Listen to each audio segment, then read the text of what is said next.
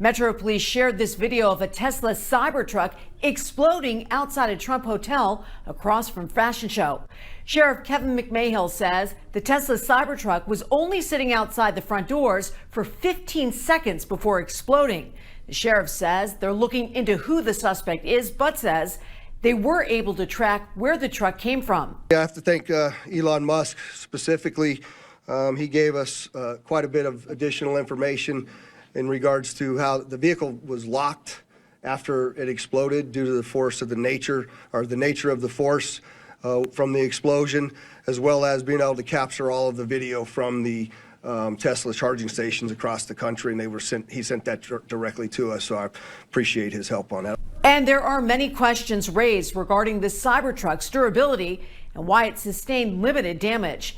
We begin tonight with Jhovani Carrillo, who joins us just off the strip with more on how this explosion could have been much worse. Right, well, Metro says new technology played a key role in this ongoing investigation. Not only did it help officers track down the Cybertruck back to Colorado, it also helped them in the moments after the explosion. Now, Sheriff McMahill says they were able to use Tesla's charging stations to track the Cybertruck all the way back to Colorado. In a press conference this afternoon, McMahill said Elon Musk himself sent Metro surveillance video of the Cybertruck stopping at charging stations as a driver made their way to Las Vegas. Metro also used its new license plate readers to learn the route the driver took to get to the Trump hotel.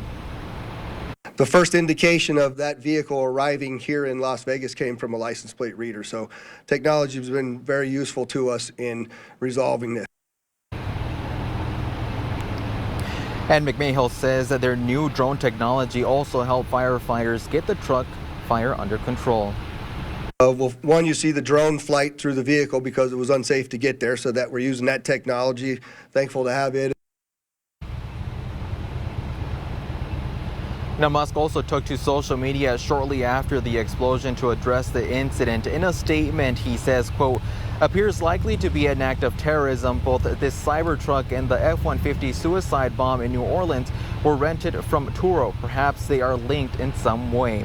So I reached out to Turo for a statement, and they said, quote, "We are heartbroken by the violence perpetrated in New Orleans and Las Vegas, and our prayers are with the victims and families. We are actively partnering with law enforcement authorities as they investigate both incidents. We do not believe that either renter involved in Las Vegas and New Orleans attacks had a criminal background and would have identified them as a security threat." Now, Metro is also encouraging anyone who sees anything suspicious to report it to their Southern Nevada counterterrorism website. We have that information on our website, ktnv.com.